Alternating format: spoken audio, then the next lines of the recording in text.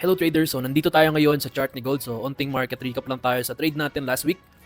So dito meron tayong buy dito nung May 23. And dito yung previous buy natin dito sa area na to, yung minarkapan natin na target area ng liquidity or target profit natin dito sa area na to at dito sa area na to. So fortunately, nag-shoot up yung price pataas, no? So na-trade natin tong breakout dito, nag-TP tayo ng 90 pips. So yan, balikan lang natin. Ayan, kaya tayo nag-buy dito guys kasi nga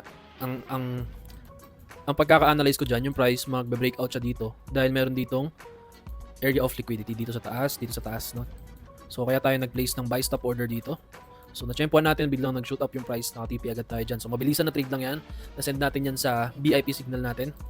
And dito, meron tayong buy stop order dito kasi yung price nagre-trace dito after mag-shoot up ng price, nagre-trace siya dito, tapos ayan, nag-shoot up uli yung price. So kala ko, continue na ni gold yung price pataas kasi meron pa ditong FBG sa taas. Ayan dito. So, hindi pa na-fill yan. Natap yung buy stop order natin, then na-SL tayo dyan. So, medyo nabawian tayo dyan. Tapos, itong sell stop natin dito, kaya meron tayong sell dyan kasi nga, dito meron trendline liquidity sa baba. Tapos, meron pa tayong unmitigated OB, itong area na to. So, kala ko tutulo pa si gold dito bago siya tumaas uli, no? Pero, ayan, after niya dito bumaba, nag-pullback na siya pataas. Pero, mahina lang naman yung volume. Then, dito, Monday na, new trading week uli, nag-form si gold ng mga equal highs. So ito equal highs, yan yung target natin for take profit later on if meron tayong makitang buy opportunity setup. Then dito, finil na ni gold yung gap dito. Opening gap ni gold kasi Monday.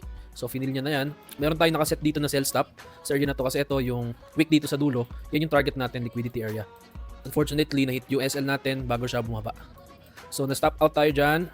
Then dito naman, meron na tayong nakaabang dito na buy stop order para dito sa mga equal high na to. So, ang trade natin dyan, breakout ulit. Okay, so dito para makasabay tayo sa mga stop hunt ni gold dito sa area na to. And dito, meron tayong nakaabang na bagong sell stop order dito kasi ito, ayan, na-liquidate na to or nakuha na yung low dito. Pero, meron pa ditong trendline liquidity. So, ito yung gusto ko masabayan natin mamaya nung kapag tumulo si gold. So, hopefully makasabay tayo dyan sa pagtulo niya. Tapos, mitigate to, hanap tayo dito ng buy setup after ni gold bumaba. Yan, dito tayo maghanap ng buy. Pero kung tataas pa siya dito, baka dito na tayo sa gitna maghanap ng buy, okay?